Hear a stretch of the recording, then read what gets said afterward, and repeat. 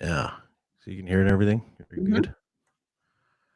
All right, you guys. Hi, we're back. We're live here. IOPS goes live, episode 19. And tonight I have a special guest, Tanis Parenteau, who is an actor, producer, and personal trainer. And I follow her on Instagram, and that's kind of why I got a hold of her doing this. So welcome, Tanis. Thank you. Thank you Hi. for having me.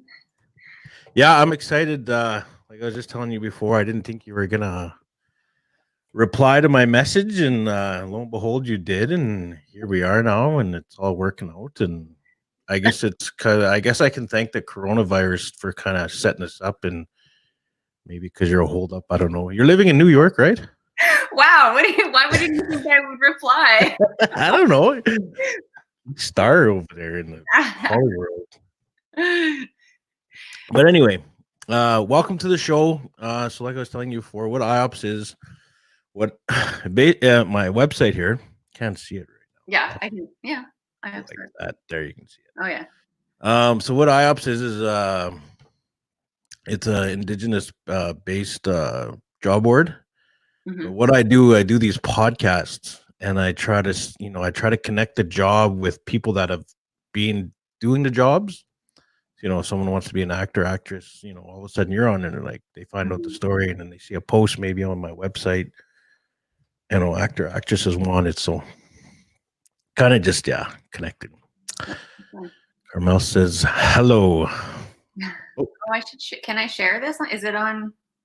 You can share. I don't know if you can share it on Instagram, but you can share No, it wherever. probably not. Is it on? It's on Facebook though. Yeah, it's on my Facebook page and it's on YouTube right now. Oh, Uh, I think I'm just in the group. yeah, I think you're just on the page there.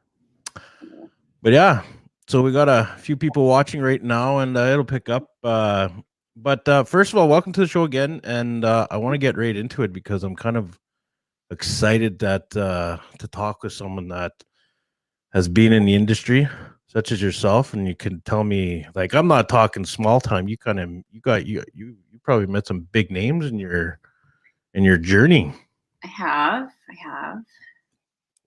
and we're gonna get into that, guys. If you don't know who Tanis Pronto is, she's an indigenous actress who is working in the states and has been on one of my favorite shows, House of Cards.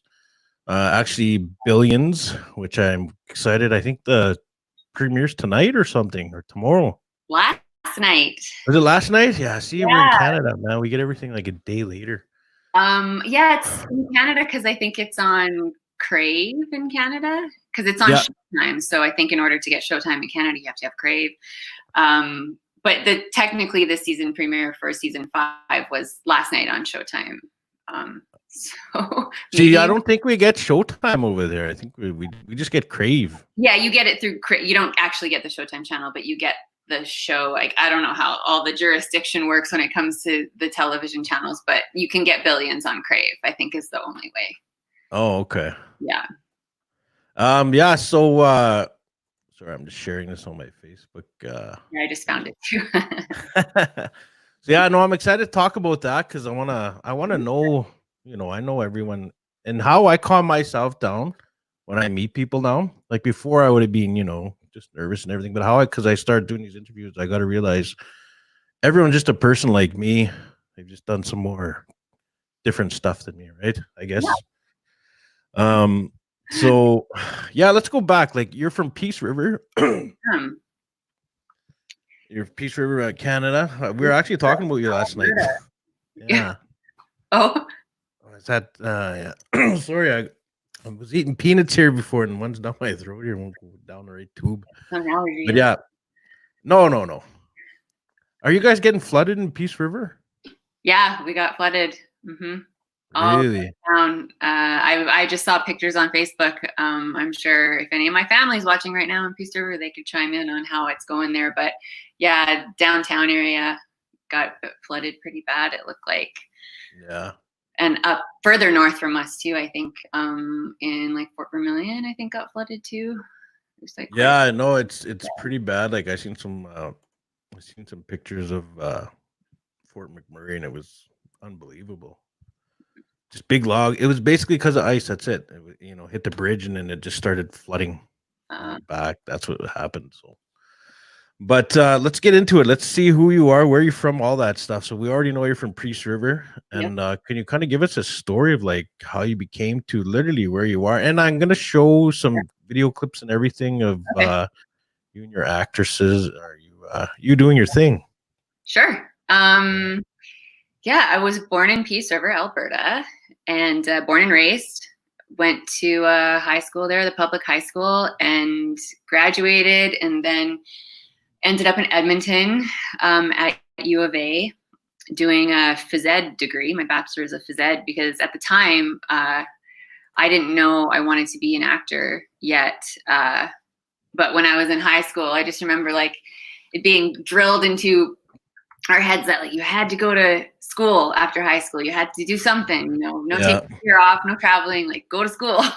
That's the only way you can make it. I remember that. It was like, get a degree, Nathan. That's the only way you're going to do anything in this world. It's like, but I didn't know what I wanted to do. And then, but I was good at sports. I was an athlete growing up. I figure skated for like 15 years.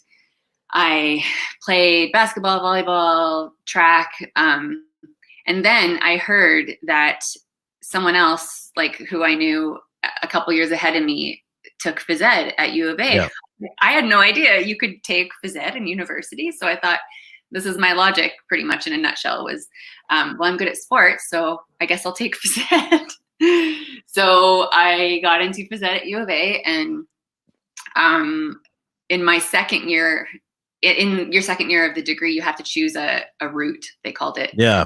A track. And so I chose physical activity and sport performance because that was the most interesting to me, versus like recreation and I think teaching and like administration and all that other stuff. I was like, I'll just stay with the physical aspect of it.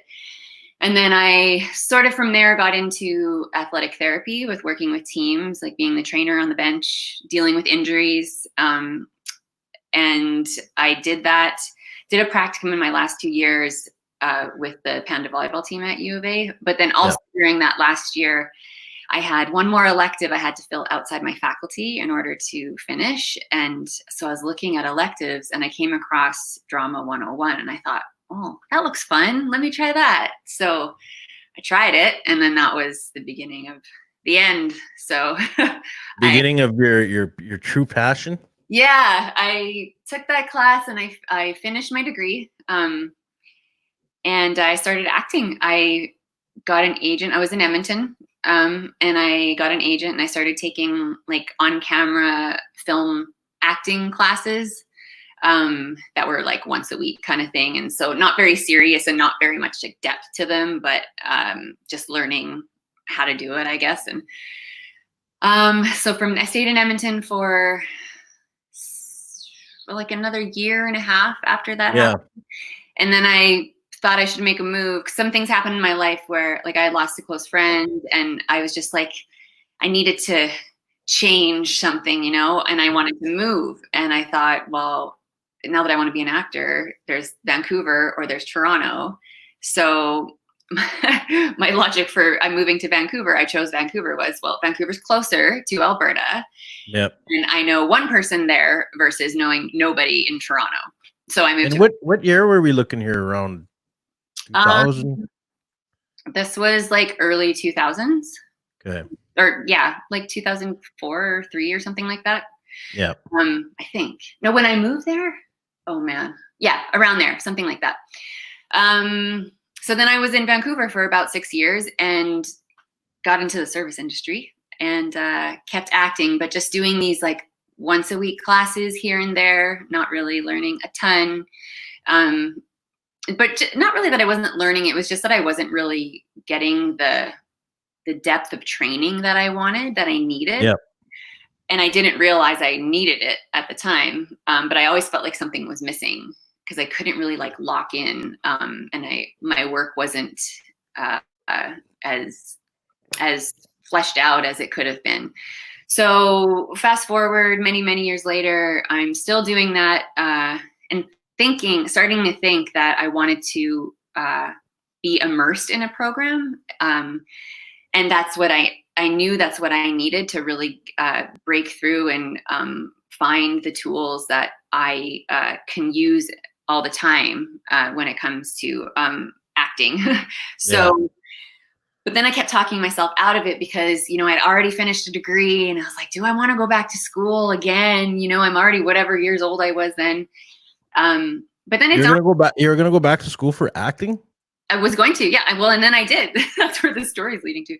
Oh. So, but at the time, a friend of mine that I actually went to high school with, she was telling me that she had recently went back to school because she just decided all of a sudden she wanted to switch careers, and so she wanted to become a nurse, and she took this fast track program to become a nurse, and then it dawned on me that this is like the perfect time for me to do it at the time because I'm not married, no kids, like nothing holding me down really to go back to school. So I thought I allowed myself to go back to school. So I applied to a few schools, one in Vancouver, another bachelor's, I think, was it even a bachelor's degree? I think so. I don't even remember the school. It was like a big school that everybody goes to in Vancouver. And then American Academy in LA, and then the New School for Drama here in New York.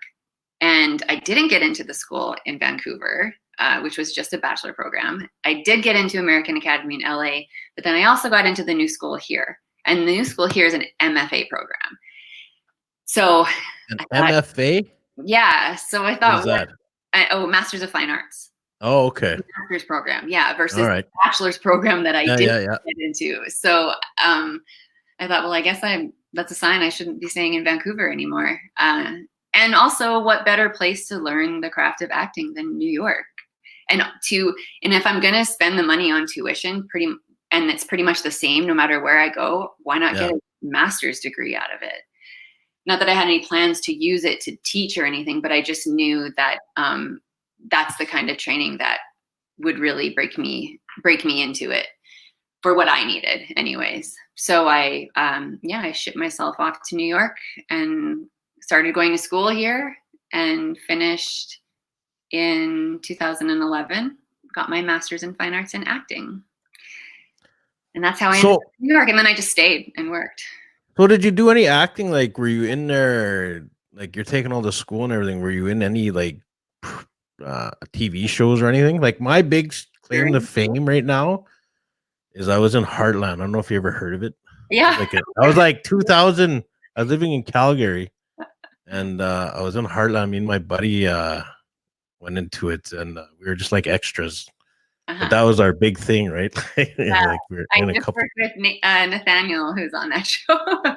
Yeah, he's on there now. Yeah, that show's been going for like ever. Yeah, it was just we worked in New York together here on FBI Most Wanted, because he's really in that here. Yeah, oh, he's in it. Yeah. Nice. Yeah, I know a lot of people know Nathaniel over here. Yeah. But yeah, I didn't, when I was in Alberta, when I first started, I didn't really book anything that anyone would have like seen. I did some independent things, some that have never been released. I had like a short, tiny role on No Lines. All I did was scream on Hank Williams First Nation that was shot up in Peace River. I had this like short walk-on role, and then it was great actually at the time because there's a program, and there might still be, for Aboriginal youth to work in film and TV, like behind the scenes, and sort of do like an internship training program. And so I was a part of that. I got to work 2 weeks on the set with the director, and then I had this little role. So that was kind of like the first thing, I guess, on TV. And then in Vancouver, I did book one thing. I booked Twilight Zone. It was like a revamping of Twilight Zone. And it was like 7 lines or so. And I remember being so nervous because I didn't know what I was doing. And then I shot this thing. And then when it came out, they ended up dubbing someone else's voice over mine because I guess they weren't happy with it. You probably had that accent. You're like, hey. East River accent. I think, oh man, yeah, I had no idea what I was doing back then. So I'm surprised, but it's a different story now out here after this. See all this training. Yeah, there's a lot of wanting to get into the industry. Training is so important. There's a lot of there's a lot of movies getting shot in Vancouver, eh? Like lots. Like wasn't like Marvel their Deadpool and stuff were shot in there? So, yeah, I think Vancouver gets a lot of like sci-fi green screen type stuff. I think they have a few studios that are that have the capacity to shoot those kind of movies. I don't know because I haven't worked in Vancouver really. So friends who Well, I have. know I used to have a friend and her brother was all like he was an extra in that Will Smith movie where like he was battling robots and stuff. He was in a few extra movies like with big names like that, eh? Oh yeah, yeah. Yeah. Vancouver has a lot. They both Vancouver and Toronto both do. So 2011. So when did everything start? When did you get your big break? Well, I still haven't gotten my big break. I wouldn't say. I consider you having a big break just because from an indigenous I mean, perspective, just getting up there and being on there, right? yeah, I've gotten some breaks, but it's not like for me to classify a big break is like when you have broken into the industry and that's all you do. Like you are just an actor. You don't have to have any side gigs. I still have side gigs. I still have to work outside of the industry in order to pay, my rent and my bills. So I've had a string of very nice, juicy guest star roles, which have multiple scenes in one episode of a show. Mm-hmm. But I haven't had anything that I would consider a big break. But I've definitely had opportunities that have been Right. but yeah, the first big one was House of Cards, and it was great because it was 2 years out of school, so it was pretty recently after I graduated, and they're casting in New York. I'm literally trying to find that clip right now here on YouTube. Like I'm on your channel. Is it on your channel here? No, it's on Vimeo. My House of Cards reel is on Vimeo, on my Vimeo. They're kind of all over the place. If you Are they? they're on my website under Reels, if you find that. Okay, I'll go under your website. Yeah, continue on. I'll find it. Yeah. So House of Cards. Yeah, that was my first big booking. And so yeah, you like I gotta ask as a a normal guy here that wants to know about like did you meet all the big stars in there? Like were you before Kevin Spacey's grip went to shit, like did you meet him and that blonde his wife and everything? It was incredible. I couldn't believe that this was my first big job in the industry. It was my first big role on a big show. And when I booked it, I remember my audition. I remember there was 2 weeks between my audition and booking it where I auditioned with 2 scenes, I think. Yeah. And then in that 2 weeks time, I kept getting a call from my manager saying, they like you, they do want to use you, but they need to know, they want to write 2 more scenes. And would you be okay with, and then because there's like partial nudity in that scene. They were like telling me it's going to be exactly this. Would you be okay with this and this and this? And then they would go back and forth and go back and forth. Oh yeah, there we go. So is it this one here? There's no nudity on there, is there? There's not it's like side, they called it side bum. I think it's in there, but it's very brief. You probably won't even notice it.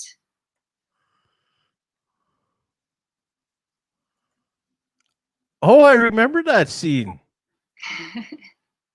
I love that character, man. That's like my favorite character of the show. Yeah, it was great because so I worked with Michael Kelly, who that actor is, and he plays Doug Stamper, and he's the president's right-hand man. Yeah. And that was the person that I was with the whole time, and he was like, for someone who was like just getting catapulted into the show out of nowhere, he was so amazing to work with. And we shot in Baltimore. Yeah. And we were on location, and he was just so friendly and open and gracious. And he just kind of took me under his wing and made sure that like everybody got to know me, and he was just so welcoming and made me feel so comfortable. And which was such a relief because the first scene we shot was, so the scenes that they added were a what do they call it? A seduction scene and a morning after scene. Yeah. And the seduction scene was, we had to kiss. and he hadn't kissed anyone, I think, other than his wife in like 8 years.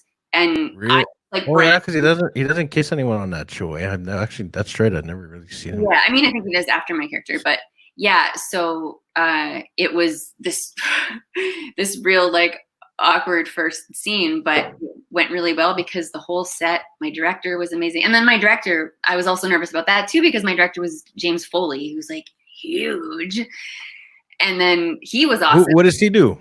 He did Glengarry Glen Ross, you know that film? Like that's one of his big ones back then. But he's just very, very well known in the industry. But my first day when they brought me to Baltimore, and then I was shooting the following day, but they wanted to bring me to set to meet my director and say hello. And so they brought me to the sound stage, and they were in the middle of shooting a scene. And so we're all quiet and just waiting in the side. And then the scene that they were shooting was a scene from the same episode with Robin Wright and Kevin Spacey. So that was my first experience with House of Cards, was going to the soundstage and watching them shoot a scene. It was like mind blowing.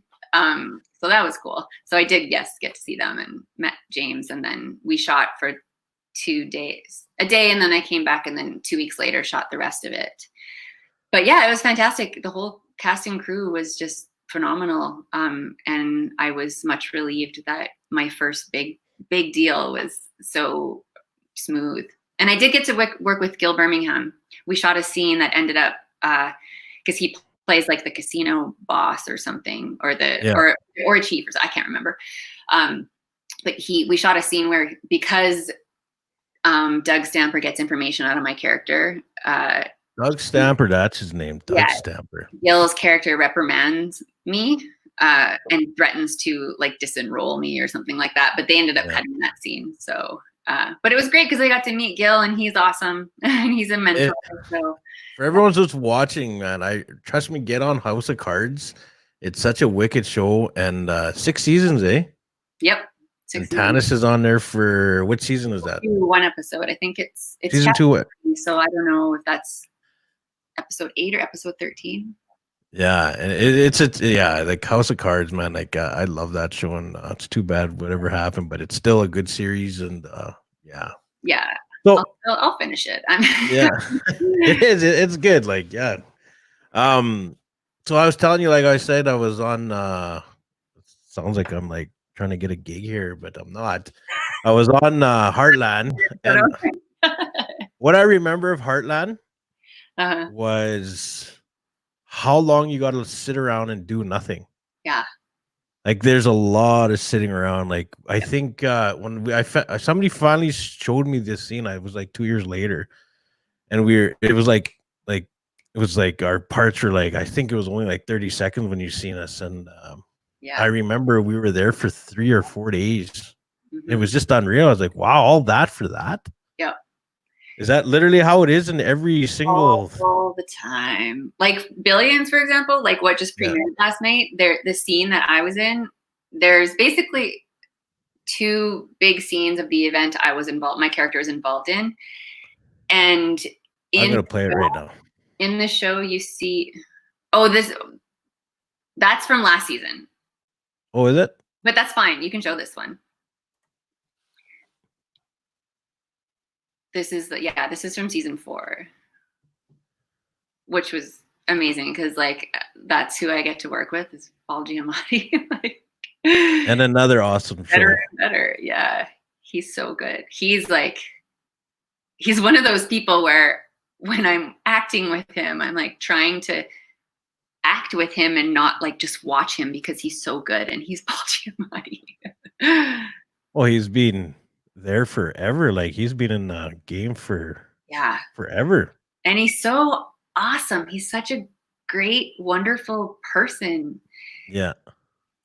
So giving as an actor too. Like he's like you said, he's been around forever, and you know, if anyone has put in their time and would maybe like phone it in when the camera's not on them, or like, you know, just not be there completely because they're like a star. He is the opposite of that. He would be so supportive and invested no matter if the camera was on him or if the camera was on me or what. Like the scene we did that just premiered last night, he had this huge like 1.5-page monologue, that he did every single time, no matter where the camera was pointed. And that was 3 days of like shooting. Like when you're talking about how it takes so long, like this event I was talking about, I don't want to say any spoilers if anyone hasn't seen it yet, but Oh yeah, I need to watch 3 days, and they were like 14, 15-hour days and they used like, 5 minutes.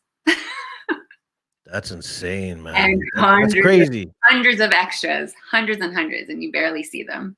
If anyone's that wants to be an actor, actress, yeah, that's basically what it is. A lot of sitting around and then you chat for a few bits. Yeah. You gotta keep your energy up, you gotta eat well, you gotta stay hydrated. So you guys just seen 2 clips there. There's one from the House of Cards and then one it's so weird. I've watched both these episodes. I've watched both these series, like Billions.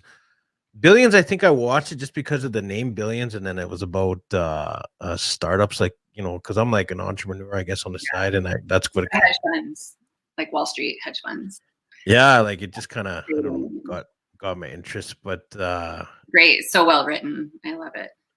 So, are you have anything coming up like that in the near future? Like, how does it work? Like, is it literally what they say? You go in for 30, 40, 50 auditions, and you just hope you snag one?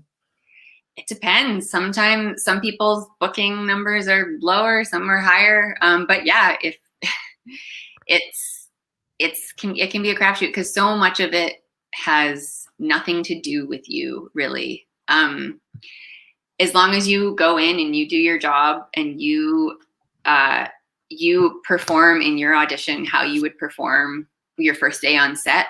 You've done your job and that's all you can do, and you just leave it, and that's it. That's our job basically, is to audition. And that's like the icing on the cake. But yeah, it's a ton of auditioning. Like I don't know how many auditions I had last year. More than 50 probably, for sure. Probably in like 70, and I booked a couple of them. So do you get nervous, or like when you're walking in? Yeah, but I guess before auditions, not anymore. I used to, but 10 years later, I finally don't. And the thing for me, and the reason what helped with that was 2 years ago, I went to Oregon to do a play that I got to do for like a 6.5-month run. So I got to do this play like 109 times, and it was very. I have that same cup, but mine's red. Oh, really? Yeah. You know what? I'm noticing a lot of people are starting to get this cup. Yeah. Anyway, so I got to do made in China. No. Pendleton, made in China. Yeah. So that really helped to be able to do a play over and over and over and over and over, because this play was very emotionally and physically taxing. And it was the first time I got to do. Is that every single day? No, not every single. It was like anywhere from 3 to 5 days a week. Okay. But the thing with that is, in the industry, like if you're not booked on a show and you're not acting all the time, then you're only acting when you're auditioning. And so whenever that is, however frequent that is, or if you're actually consciously working on it yourself, like working on it at home, doing scenes by yourself, taping scenes, whatever. So if it's not offered to you by someone else, you have to be doing it on your own, or else you can like sort of lose it a little bit. Like it's muscle you got to keep, So anyways, I got to do, before this play, the only plays I got to do they were all in New York, but they were very short runs. And so they were like 12 performances, and they'd be over because they were what's called here is equity showcase plays, which means it's a union contract, but it's very limited because they don't pay you very much. So the union doesn't allow you to work very much. So they're trying to protect you, which is great. So this was the first play that I got to do for so long. Because usually it's like you're in previews and you do a couple performances and then you open and then, you just get warmed up and then it's like this well-oiled machine as you go along. But then if you're only doing 12 shows and it's over, it's like you don't really get to get very far and really explore different moments and see how the play changes and how your work changes throughout. So with this play I got to do in Oregon, I got to do it 109 times. So it was so interesting to watch how it. We're talking over and over and over and over and over. Yeah, 109 times. Wow, man, It was great. That would be mentally challenging? It had its ups and downs, and it was interesting to track how the things changed for me. Like, I would have nerves coming to the theater in the beginning, but then those nerves eventually just went away because it was so in my body and I was so ready to do it. And then It so just kind of became you, who you were. Like, you just like, is it true what they say when there's like, I don't settle know, into it. And do they call it method actors? Like you become the character. Is that what it's no, called? Method acting? method acting has a bad. Method acting is like not the method is based on Stanislavski, and that's a whole other thing I don't want to get into. But it's the perception of what people have of method acting for the most part is incorrect. No, it's just I was just comfortable. I just got more comfortable and more, I guess, confident in myself, in the role, and my ability to be able to do this role over and over and over. And so that was great because that was the first time I really got to apply all the training I took for 3 years in a conservatory Masters of Fine Arts program. I finally got to apply it to a show for that long, because that's when the training really comes in. There's many different times when the training comes in, but when you're doing a show for that long, that's when a lot of your training really comes in. So that helped dissipate the nerves, and that would just carry it over into auditioning, because we had the opportunity when we were in Oregon to meet casting directors who came and saw the show, and we had meetings with them, and we got to audition for them and do monologues, and they came and saw our shows, and I got to speak to them during a time where I felt really comfortable and confident. And so when I moved back to New York, that just sort of carried over and stayed with me. And now when I go into the audition room, those nerves are gone. But a part of that, though, is knowing that, well, me doing my own work and being prepared, because the less prepared I am, the more nervous I am, because if I don't feel confident in the work that I'm doing, then I don't want to go into that audition room. So I make sure I'm confident about the work that I'm bringing into that room. Yeah. So now I got this, something that, who was it? Billy Crudup said in an interview that I saw in New York here. He said that I'm going to paraphrase, but like back when he was still auditioning, he usually would think that he would never get the role. So he went into his auditions like it was his first take on set, because he felt like he would never get to set or something like that. Yeah. And it actually really resonated with me, because I was like, that's such a good way to look at it and think about it. And so I started to apply that in my own audition prep. And that's really what casting directors want to see, because they know it's a work in progress, but they want to make sure that what you're doing in front of them, like, you're going to be able to go do that on set professionally. And that's how it would end up on the show. So you really have to be prepared when you go in. So for me, preparation is also what helps dissipate my nerves.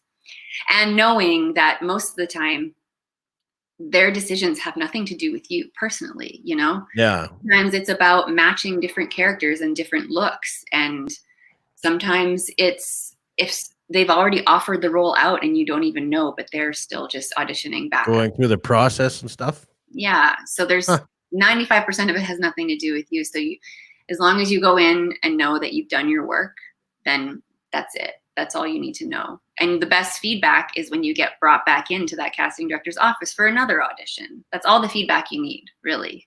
So how many auditions, like callback, is that what they call it?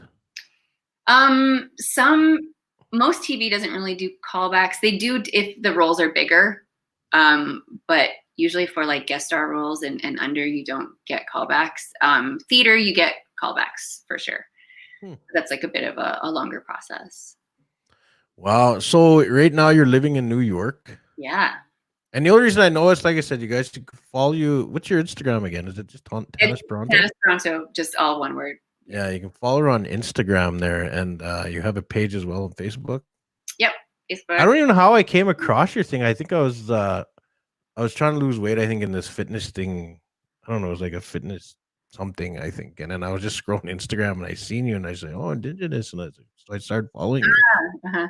Yeah, so I started watching now. But you said you have side gigs right now because you haven't, I guess, made it, I guess, to say the word. Like, you're living in New York, first of all, right? Like, is like I guess it's like either New York and LA.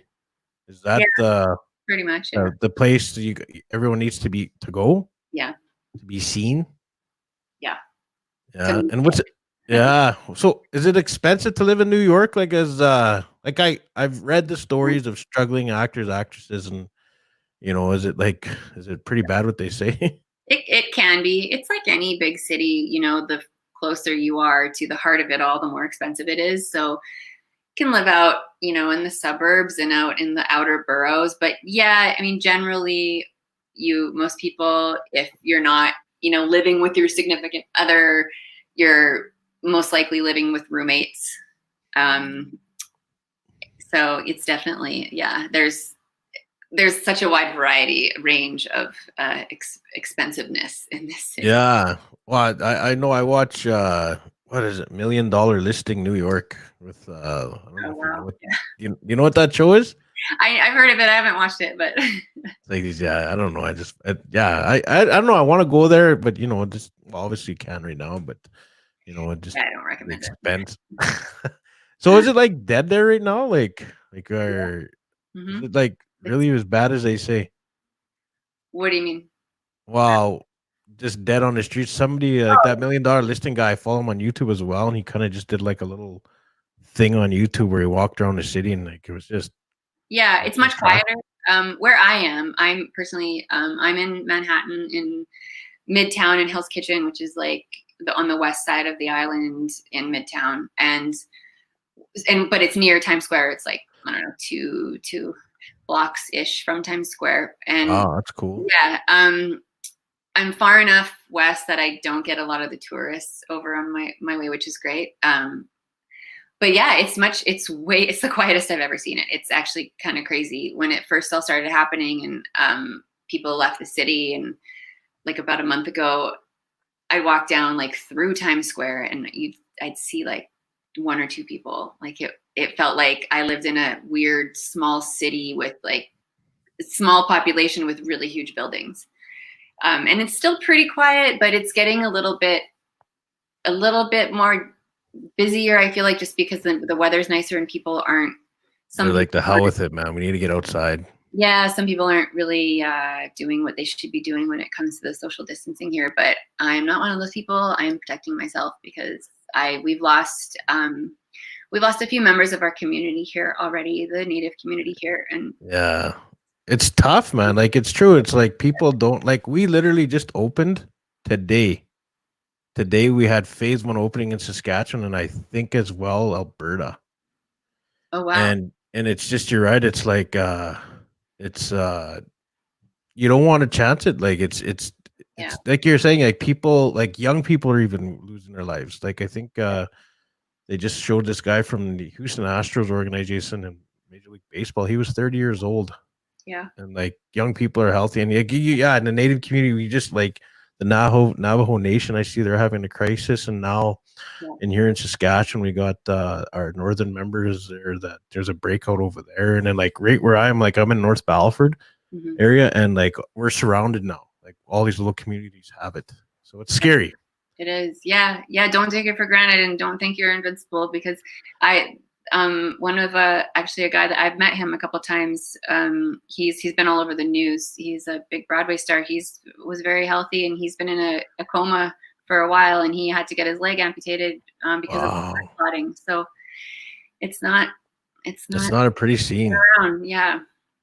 And here's the weird thing, and I know I gotta try to change it lighthearted because it's Yeah. a serious thing. But I always said to people, I was like, again, who's gonna play you when they start throwing out the movies on this thing? Because there's gonna be movies, there's gonna be series, there's gonna be documentaries. It's just gonna be Oh, the on and on. documentaries.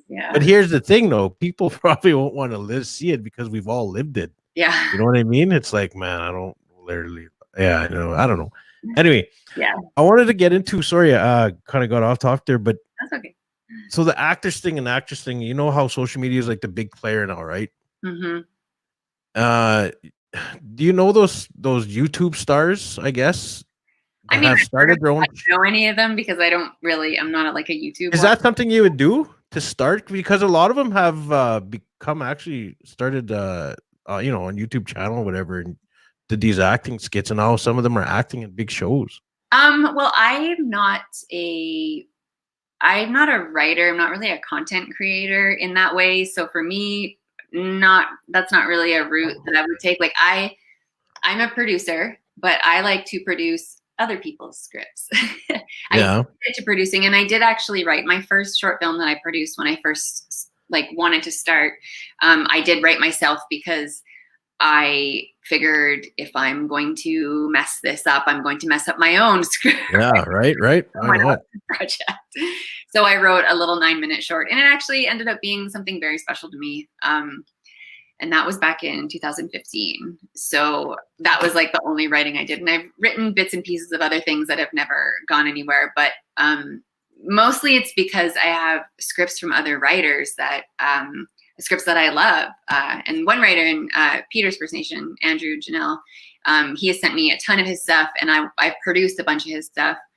And so that's kind of like what my focus is when it comes to producing other people's work. So no, I wouldn't really get on the YouTube and start doing that. But I think in this time of COVID right now, when we can't work on sets, and that kind of work is going to be non-existent for quite some time, I think, in my opinion. It's definitely I think you're right. And yeah. So it's time to start thinking about how do we still stay creative, and how do we do this on our own if we have to. And so that is a way to stay creative. And thankfully I do have some great scripts of Andrew's that I have shot on my own actually before this, and then I will continue to shoot once I'm not so busy with the other work that I'm doing. But but as far as like writing my own little skits, no, I'm just like, it's not my zone of genius. So so going back to that, because a lot of Indigenous people want to become actors, actresses, whatever, right? What would you suggest? Like, you went I guess, is that a conventional route, going to school and doing the schooling for the drama and everything? But I guess it's non-conventional. Would it be going through the YouTubes and the Instagrams and the TikToks now? Is that if you have the desire to create, then for sure, yeah, get social media. Like, we have all the tools now, all the technology. You really only need your phone. That's it. That's literally all you need. Like, just to become distribution by just putting it out on the internet. Because that's one thing I started to learn when it came to film festivals and like all these short films that I was producing, is that I spent a lot of money on my first film, submitting to all these film festivals that they cost like anywhere from like $20 to like $50. Some of the big ones even more, to just submit to one festival. And I got into I didn't get into any of the big ones that I wanted to get into. And I got into some other ones that were great. And I'm so happy that I did. But it dawned on me, like, going to these festivals, the reason I put my films in these festivals is because I thought, oh, exposure, But then I realized not only, but it's mostly other filmmakers who go to film festivals. The huge ones, like maybe I'll see some casting directors, but I'm not going to those ones. So I thought, save my money and just put my stuff on the internet, because then, and that's, for people who are kind of in that same boat, like, just put your stuff out there, because if it's good, it'll get shared, and then it'll get seen, and the right people will see it then. If it's good, if the work is good, it'll get seen. So definitely, I don't even know the whole TikTok thing. I haven't wrapped my head around.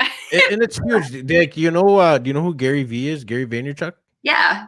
Like, my hero, Matt. Not my hero, but I love his drive. And yeah. Have you met him? No. I think he's great though.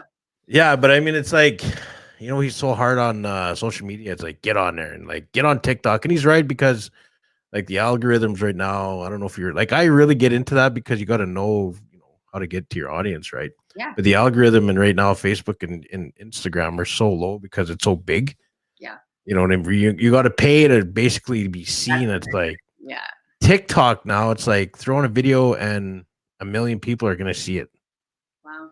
So it's like, I've been telling people, like, when they're trying to start a company, it's like, get on TikTok. I'm trying to get on TikTok, but it's like, I need to take a course how to use it right now. It's kind of like, I feel like I do too. I am pretty resourceful, and I do pride myself on being resourceful, but I see TikTok and I'm like, I feel like I'm like it's for a different generation. yeah. Well, yeah. Like my daughter, she's hard. Yeah, you have to ask like the 10-year-olds and 12-year-olds, like, how do you use this? Yeah, but I feel like also I do have to. One of my side gigs is something that we're looking into TikTok also. So I'm gonna have to eventually go down the TikTok wormhole and learn about it. But I Yeah, see no, like, yeah, like, good luck on there. Honestly, good luck on trying to do it. on TikTok. I literally did one last night. It was like that. It was like, dun, dun, dun. It's like a new dance or something. I don't know. And then they tagged me and it said like over 40 TikToker. It was funny. I don't know. That's good to know. I was like, I had no idea what I was doing, but I was like, yeah, right now that's what we're trying to do. Like, I work at a school on a reserve here, and we're trying to reach these kids, and we're trying to figure out how, because Yeah. obviously none of them are on Facebook. Because Mhm. it's like I work from pre-K to grade 8, and we're like, well, we got Mhm. to get on TikTok. That's how we reach them. Wow. Yeah. So it's like all the staff are like, I don't know how to get on TikTok. I don't even. I was like, yeah, I know. It's like, Create an account. It's like yeah, I know. It's yeah. download an app. Oh man, So, I had to teach elders out here how to get on Zoom. I had to oh really? call on one, yeah, because some of them have iPads, and I had to like call to talk an elder through like her iPad and like getting her, and we got her on. We have to do it. I have to do it every single time we want to put her on, but it's possible. Yeah, I know. It's yeah, it's technology now. It's just like, yeah, and then Elon. I don't even want to get into Elon Musk. That's my other guy. I really like. Oh yeah, I don't know much about him besides. Just know that anywhere in the world, we're gonna have internet because of him in the next few months here. And that's Oh, what I'm really maybe excited about. maybe he can help out making better internet where the people really need it on Well, reservations. that's the whole point, right? Like Is his it? Oh, satellites there. Like, yeah. didn't you see like all the news there, all those satellites in a row? No, I did not. Oh, and he's got a bunch of satellites. He's got like almost 500 in the sky right now. And Canada and the top northern US is gonna get internet anywhere, like literally anywhere in Canada. And is this soon? Because we're trying to get people to take the census right now, and that's like a really big deal down here is because the census only happens every 10 years, and it's our people have to get counted because when it comes to funding and where the funding is going, we need to make sure Yeah. like everyone is counted so our numbers are up and we get the funding that we're supposed to get. And a lot of the people are doing census online, but when you don't have the internet, it's hard to do the census online, or if you have spotty internet. Check them out. Check them out. Go to Starlink. Just type in Starlink and you'll see it. It's they just literally came out with it.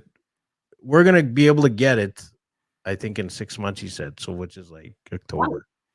Yeah, so I don't know if that's quick enough for you, but I mean, I've had podcasts about it, and everyone's getting into the conspiracy theories. I'm like, no, we're just getting internet. Relax, like you know how it We're is. watching you all the time anyway. Oh yeah. Already been I had a question I was just gonna ask you. It's revolved. I'm just having a massive brain fart Another right now. thing people are doing to stay connected with the like filmmaking community, also like being separated, is I had a friend who was involved in it was like making a film, but it was 10 people who I don't know all the details of it, but like it was kind of prompting each other. So like one person would do 1 minute of the film, and then the next person would see that footage, and then they would film the next minute in their house. And so it would be this storyline that was carried through a bunch of people, but written as it got passed, if that makes sense. Wasn't there a movie like that? Like a big time movie? But I think Like, it's a great idea because we have to be thinking of ways to still. way outside of the box, and that's like, well, here, back to TikTok. So with like they're doing like they did like a makeup one over here. They like had a makeup Oh brush, yeah, we touch the brush to the camera. and then Yes, I have new. that actually. Well, that would be actually a cool idea for a movie. I guess that's kind of the same thing what you're talking about, eh? Well, no, what they did was they would just, I don't know if they had a theme or anything, because I haven't watched it yet, but so like say I'm in my house here, I would shoot a minute of whatever my film is about, and then you would get my footage and you would watch my footage, and then you would have to carry on the story. Whatever happened in my minute, you have to decide what happens in the next minute and film that on your own. And then they would be strung together scene by scene by scene by scene. They did that on a video? Yeah, I have to look it up. It's my friend Christy Schwartzman. It's probably on her Facebook if anyone wants to dig it up. But yeah, isn't that a great That idea? actually sounds cool. Yeah, and then That could be like a challenge. yeah, there's so many ways you could play with that, like having a theme, having something, having a prop. It's like a film festival challenge where would they do those like 24-hour, 48-hour film festival kind of thing. Like you have to have this prop and like this word, and there's like I feel like the options I've are never been to a film festival, so I don't really. What are they about anyway? Well, let's go back. I want to come back to that because that actually sounds pretty cool. But yeah. tell me about a film festival. Like, is there Sundance? I guess that's the only ones I know about are Sundance and Cannes. I don't know. Yeah, I haven't been to either. But film festivals are just film screenings. You submit your film. Most of the time, it's films that haven't been released yet. I think, like for the most part, that haven't been released online or anywhere. And for like full-length features, it's a way to hopefully have your film seen and be picked up for distribution. Yeah. So it's like promotional. Basically. And that's where all the big stars go, or I guess Sundance. And I mean, for the big ones, I haven't been to any of those big ones, but yeah, I guess they go to those ones. Oh, well, maybe one day when you hit your mark, I guess. Yeah, they're fun. I went to, oh man, I have a bunch of posters on my wall. Well, show them. Went to, they're actually in a pile on the floor because I'm rearranging them all, but. Oh, are you on your phone or your laptop? Hold on.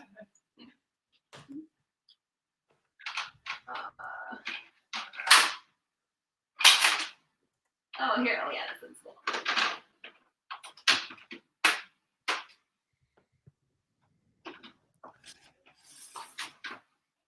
Actually, it's probably a good thing they're on my floor so I can bring them to show you.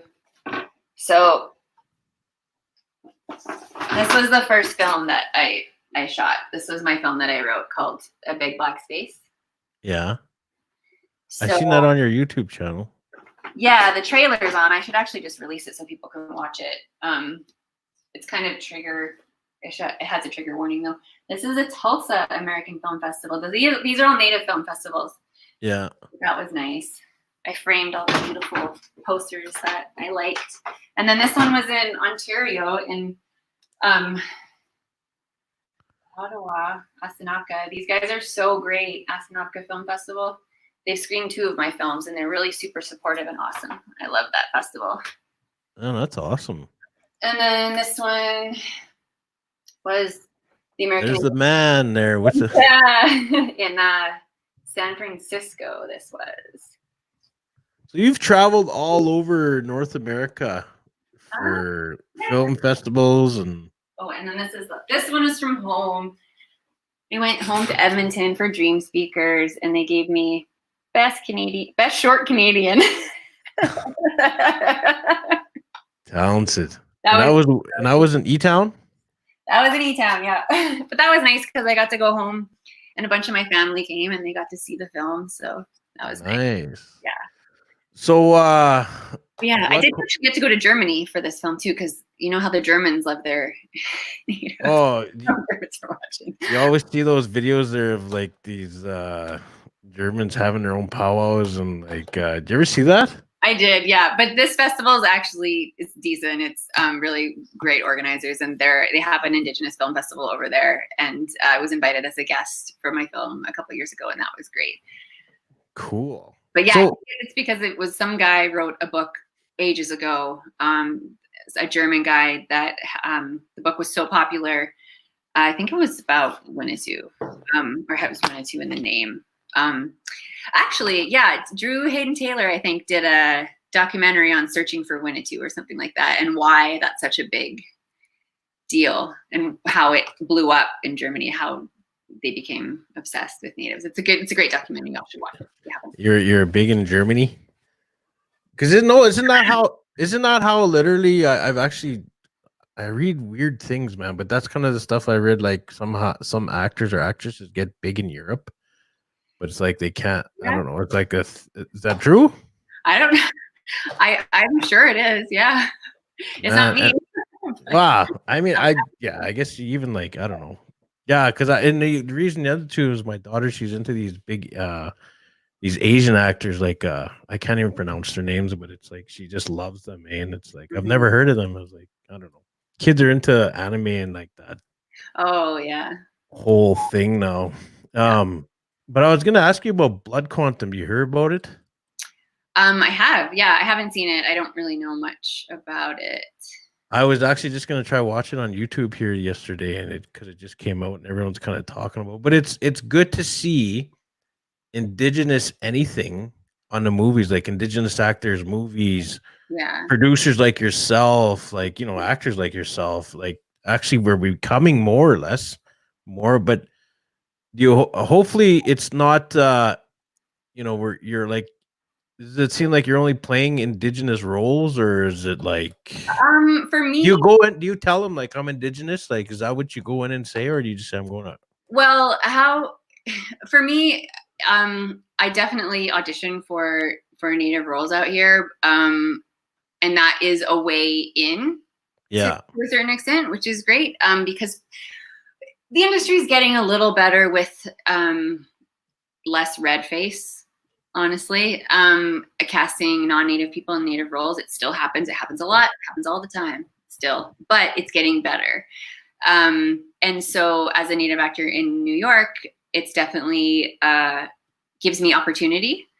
But for someone who doesn't necessarily look native in like the stereotype, yeah. long dark hair and dark skin, I am able to go out for roles for non-native roles. And so most of the roles I audition for are non-native roles. Yeah. I just happened I've gotten very close to booking a lot of them. I've been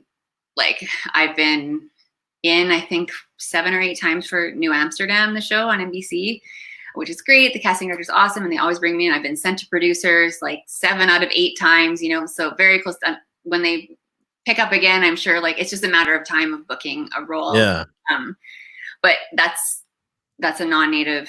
All those roles have been non-native. Other shows and Blacklist is another show where I've been brought in like 9 times, I feel like, to audition. So that's A good thing, native. obviously. So for me, yeah, like it's a mix of both. But I do have native actor friends who only get seen for native roles because they have that look. probably there could be many other reasons why they don't get seen for other roles, but for sure it's part of the reason is because of like aesthetics. If they like look too native, then they can't be seen as anything else, so that's problematic too. One thing that I am really passionate about with being in the industry is representation and authentic contemporary representation. There are plenty of historical roles out there to play, but I'm happy to see native actors playing those roles, but those aren't roles that I want to play, because I want to push for like roles that are happening in our contemporary society now, because we so often get just put in the past. Oh yeah. That's something I'm definitely super passionate about. So what are you looking forward in the future right now? Is it just go hard in audition, or are you gonna make like a big project coming up? What's that? Auditions aren't really happening right now because Well, yeah, I guess on hold. But in the meantime, they have been doing, some casting directors have been doing open calls, which is great because they're virtual open calls, but you basically just put a scene on tape and you send it into them and they just watch it because they are looking for stuff to do too. So it's actually a blessing in disguise in some ways, because you can be seen by a casting director who you haven't been seen by yet, which is awesome. So those are this COVID might change, and I've been telling the story. no, This COVID's gonna change everything. Like it's already changed everything, but it's like people are saying can't wait to go back to normal. And you just mentioned like exactly what you were talking about, virtually auditioning. And I probably guess like that could be like YouTube or whatever, but literally you can virtually, I think people are gonna say, well, why do we have to have people in front of us when we can just say, hey, yeah. you know what I mean? Send out, let's get a call out for just virtual. A lot of auditions are self tapes, and they were before COVID. Oh, okay. So they're way ahead of the game already, I guess. In some ways, but now they all are, right? So that's right. Like it is a way to cut costs for productions, and it's more work on the actor's part. Yeah. But in a way, like there's pros and cons to both, right? Because in being in the room with the casting director, you get that rapport, you get to be in front of another human being, you get to have a conversation, possibly. But they control the audition basically. So they control how many times you do it for the most part. And so on the flip side of that, if you're doing a self-tape, you're in control. You can do it as many times as you want, Yeah. But then you're not in the room with them. You don't get to say hello. You don't get to have that rapport, that face-to-face. So but you can send them like 100 virtual tapes for one audition, different characters. Yeah, but you don't though. Is that like frowned upon? If they ask you for, you don't usually send more than one take unless your other take is so amazingly good as well and very different. They're most likely not gonna watch it. You pretty much just do one take because they don't have all the time to watch all the. Yeah, I guess they're probably sifting through thousands. Yeah, but yeah, like going back to normal. What was normal before? Normal was not having to worry about catching a disease that doesn't have a vaccine or a treatment, So that's, I guess, normal is when we have a vaccine or a treatment. And if we get it. I think even when that vaccine comes, shit's going to be weird. Yeah. Like people are just going to not like want to shake your hand, or they're not going to want to stand near you. Yeah. Or even going to a theater, it's going to be weird. There's talk in the industry too about like, who is it? I keep forgetting his name. Tyler Perry, I think it was. Like he shoots a lot in Georgia, and they shoot on, I think it's Georgia, shooting on a lot, where people can stay and they would be like quarantined together after they've all been tested, and then they could work, but then they couldn't leave, because people have. Or if they, I don't know, maybe came back and got tested and then they were positive, they wouldn't be able to come in. But like having to quarantine a cast and crew together for months at a time in order to shoot something is a possibility. Oh man, that would be bad. That's like a reality show waiting to happen. Yeah. That's like Survivor, but at a movie set. Yeah. I know. Everyone's going to be like, too. Well, did you hear what the producers were saying, or did you hear what the tech guys were saying, or to just be like, oh man, that'd actually be fun to watch if they had cameras in there. Like, okay, this is really happening, but we really are shooting a set. But hey, this is where like the other show is like us just trying to live with each other. Yeah. Wow. Yeah, but I'm looking forward to.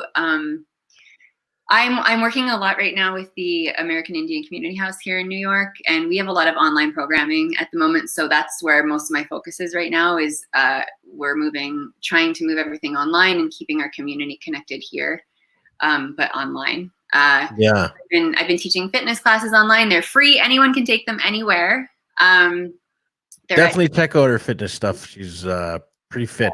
All that bachelor's degree in phys ed is finally coming to use. Oh. But I've been doing that. We've been doing like an elders talking circle and like a storytelling night, and we're also doing we're doing a native theater Thursday night now. And so this Thursday, actually, at 8:00 Eastern, I'm doing a live reading of a short play that I was in here in New York that we're just doing a reading of online. So 8:00, I'll put it on my Facebook and on my Instagram. It's a really great play. It's has a missing and murdered Indigenous women theme to it, based in the city here in New York. A brilliant play by Vicky Ramirez. So you should all come watch that live on the Community House's Facebook. And I am also on a producing team for a series called Red House, and we've been in development for a while. It's a multi-platform project where we're doing a narrative series, documentary series eventually, and a documentary podcast and a narrative podcast, like a crime thriller narrative podcast eventually also. But the first thing we're putting out is the documentary podcast, which is about Native women on the front lines trying to bring awareness to missing and murdered Indigenous women, and who those women are who are out there doing that work on the ground and trying to bring awareness to that issue. So we're doing a podcast. What we're doing is interviewing all those, as many of those women as we can to try to uplift their voices and we're launching our trailer tomorrow, actually. And then the actual podcast will be launched on May 14th. So that's something. And then eventually we have a series that we want to get shot. We're ready. It's written. It's ready to go. We're just trying to take meetings during this time. It's difficult, but getting in front of the right people to basically green light it and agree to shoot it. Wow. So is it hard trying to get a movie made? Like if you come up, well, I guess I'm not even, yeah. Like how hard is it? I guess like, hard. Is it expensive to do a movie? Like, yeah. I mean, if you want to do a good quality, yeah. I mean, different budgets. It depends on how much is involved in the script. You know, you need to do like a Blair Witch thing. Budget. You can be thrifty and still make a great film, as long as that you have a great script. But yeah, I guess you know, the more bells and whistles that you need to fulfill that script. But that's the other thing too. Like moving forward, it's going to be. I feel like it's going to be less people working, less crew. Also, there's going to be more skeleton crews because they need to have less people. This thing here is going to be a big player in the film industry, I think. Yeah. Right? Like it's already a big player in our lives now, but I think it's like, yeah, it's, I don't know. I'm sad of what's coming, but I'm actually excited because it's like a whole new reset into everything. And we got to think creative. Yeah. Right. I don't know. That's just my outlook on it. I'm trying to look at this as a positive thing. Yeah. And telling everyone like, hey man, this is a big reset that the world needed. Yeah. Agreed. Yeah. It's, I don't know how to put it. It's like, we're all so overwhelmed over it already, and it's just too much. But I mean, yeah, we got to look at it in a positive way. And yeah, everything has a threshold. Yeah. But threshold. Yeah, but I think we're good to go now. We chat. Like I said, I just chat for an hour usually, and then end it there. And then I'd love to have you back on the show down the road. Yeah, whatever you're feeling. And so what I do on the end of my videos is I let the guest say a few things, because like I said, it's all about inspiring and motivating other people that watch this. And yeah, that's everyone just kind of says whatever they want to say, and that's about it. So cool with that? Sure. Okay, I'll give you the whole screen. I say goodbye usually now, so I usually just go like this. Thank you everyone for joining the show. I'm looking up here, my camera's here. I keep forgetting. So everyone, thank you for watching IOPPS Goes Live. Stay tuned for more exciting things. We're coming up with different podcast ideas. Actually, one starting tomorrow. Other than that, I will see you at the next one. Tanis, do not click out after you're done your thing, and I'll chat with you in a second here. Okay. Other than that, everyone, later. Wow, hot seat. Thank you everyone for watching. What words to say? This is a very trying time. Our world has been turned inside out and upside down. And so if things aren't feeling normal, if you are feeling frustrated, if you're feeling sad, if you're feeling any different kind of way than you normally do, be kind to yourself, because this is a time that we've never been through before. And so try to navigate it to the best of your ability. Check in with yourself. Self-care is it can be a word that people don't like, but make sure you're eating and sleeping and checking in with each other and your family and your community, and stay connected and reach out if you ever need anything. And stay creative. Try to schedule your day. I'm going to go on and on and on. Try to think of some new things to do. This is so, I'm just rambling now. This is going to get so generic. I feel like it's hard to be inspiring right now, but just be kind to yourself. Those are my inspiring words. Be kind to yourself. Thank you for watching.